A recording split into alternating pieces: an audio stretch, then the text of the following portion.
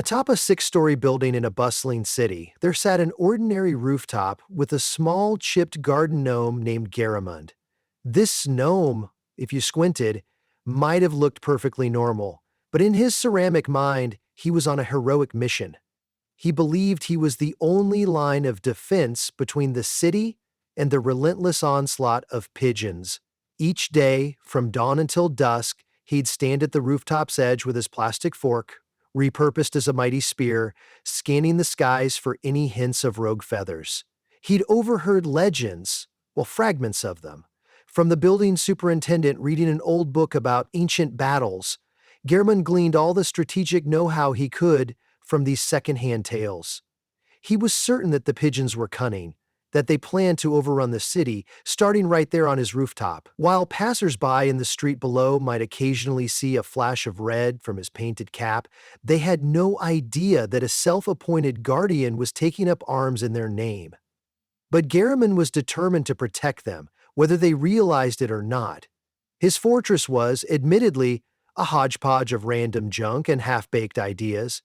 He called one contraction the feather flapper, made of old wire hangers and a few feathers, plucked stealthily from pigeon leftovers. Another was a row of tin cans arranged on a precarious string, ready to clang thunderously if a wing so much as grazed them. And then there was his pride and joy, a miniature catapult built from popsicle sticks, rubber bands, and an old spoon. Its ammunition consisted of tiny pebbles gleaned from the rooftop gravel.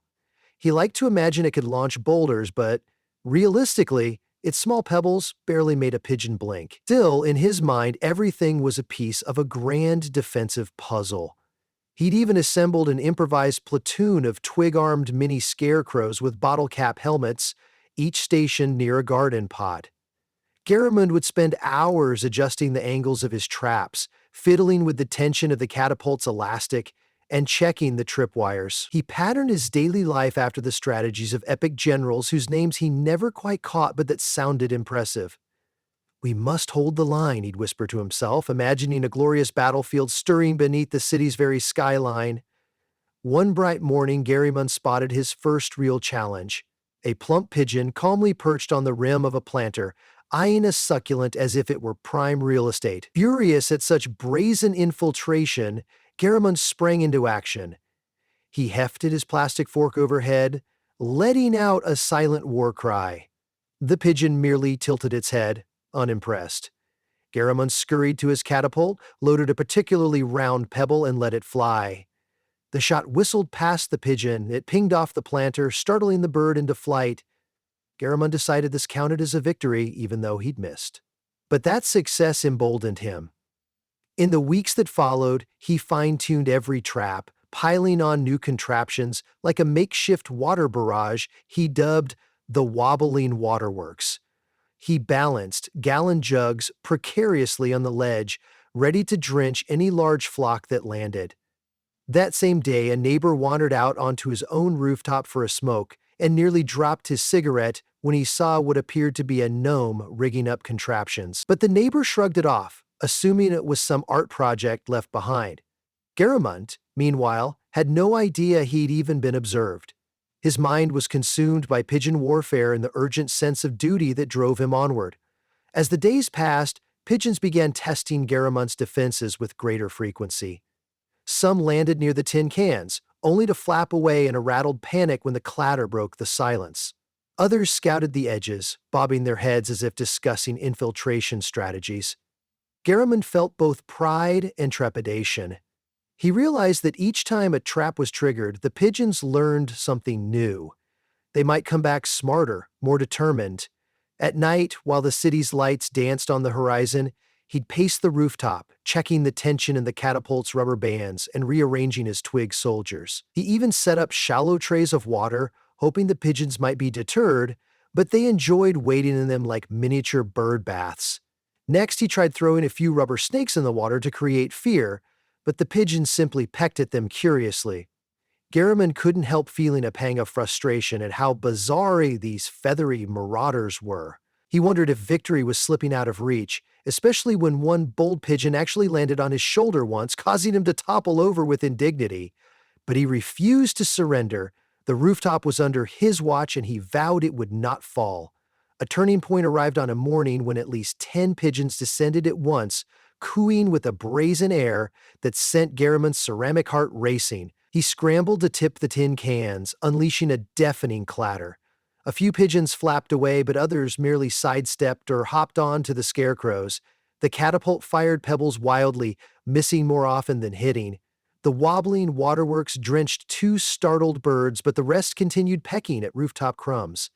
Garamond sprinted, flailing plastic arms, brandishing his absurd fork, trying to push them back. The pigeons displayed surprising cunning. They seemed to spread out, dividing his attention among multiple fronts. In a moment of desperation, Garamond tried to reposition a water jug, only to knock it over, soaking himself. Squeaking in shock, he crashed into a line of tin cans, sending them scattering across the rooftop. The pigeons fluttered away, but not in fear, more like bored amusement. Garamond lay there feeling foolish and defeated. His once impressive defenses had revealed their flaws, and the pigeons had proven dangerously unflappable, quite literally. For the first time, Garamond wondered if he'd bitten off more than he could chew, especially when the biggest pigeon glared down at him from atop the air conditioning unit. Salvation arrived in the form of the building superintendent, who emerged to check on an odd racket.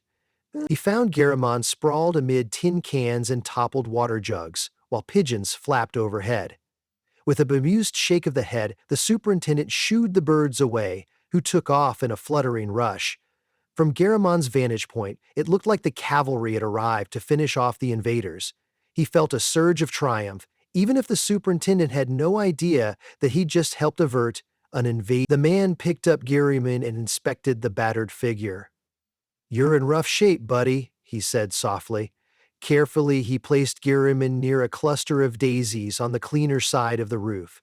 Then, in an unintentional blow to Garamond's morale, he began dismantling the elaborate traps, disposing of the broken bits, piling the tin cans into a trash bag, and pouring out the leftover water. Garamond watched, speechless, as his fortress was systematically obliterated.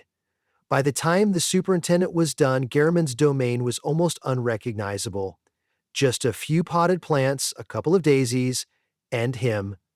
The once formidable stronghold was gone, leaving only memories of the comedic battles fought.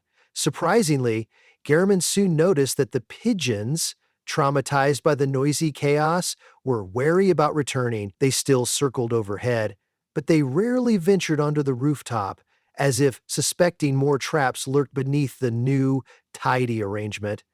Now, with his fortress stripped away, Garamond spent his days leaning against the pots of daisies, reflecting on the ephemeral nature of war. Where once he'd tuned his entire existence to the clang of tin cans and the whip of rubber bands, there was now a gentle tranquility. He found a strange sense of relief in the calm. No more frantic scrambling to reset triggers, no more shrill worry about pigeon footsteps. For the first time in a long while, he simply existed, soaking up the morning sun like a typical garden gnome. He sometimes fretted that the army would return in force, but each day passed with little more than a stray pigeon or two doing a cursory check before leaving. Garamond couldn't help feeling proud. His efforts had left a lasting impression on the avian interlopers. Maybe his war had, in some silly, over-the-top fashion, worked. The city was safe, or at least safer than it had been in Garamond's overactive imagination. A few days into this newfound peace, a young girl from the adjacent building spotted Garamond from her window. Intrigued by the bright colors and the lonely figure among the pots, she convinced her dad to help throw some sunflower seeds onto Garamond's rooftop, hoping to see birds up close. When pigeons and a mourning dove arrived, Garamond's first instinct was to brace for battle.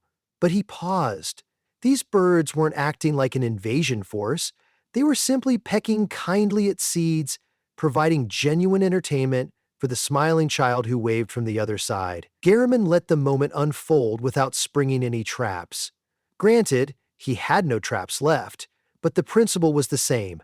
No sudden movements, no brandishing of plastic forks. The pigeons, calm and mild, enjoyed their snack and fluttered away to another rooftop. The child giggled with delight, her father smiling at her excitement.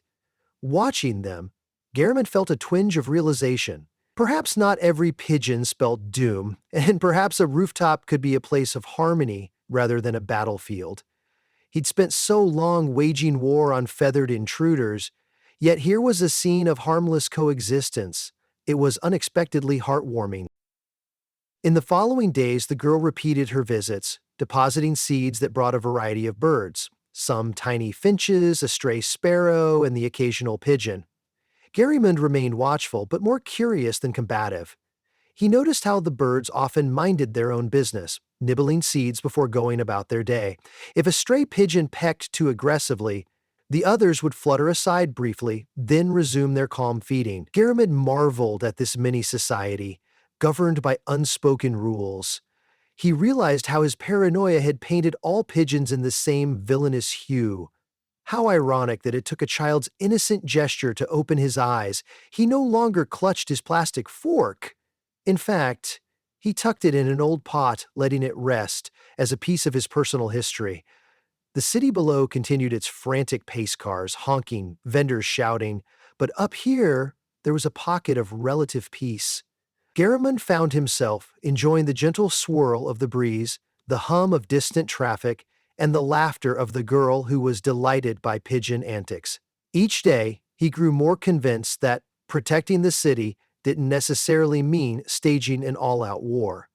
Maybe vigilance could coexist with acceptance. One late afternoon, as the sun painted the horizon in pink and gold, Garamond stood near the daisies, gazing over the bustling streets far below. A small group of pigeons circled overhead, scrutinizing the rooftop. Some found a spot on a distant ledge, others ventured closer, but none dared to swarm. Garamond felt a calm confidence. His intense watch had made them cautious. In a sense, he'd won, but not by eradicating them, rather, by teaching both himself and the pigeons a healthy respect for boundaries. The building superintendent came up to check the AC, pausing to pat Garamond's cap affectionately. "Guess you're doing your job, buddy," he mused. Then he disappeared through the doorway, leaving Garamond alone once more beneath the slowly darkening sky. As twilight settled, the gnome allowed himself a moment of reflection.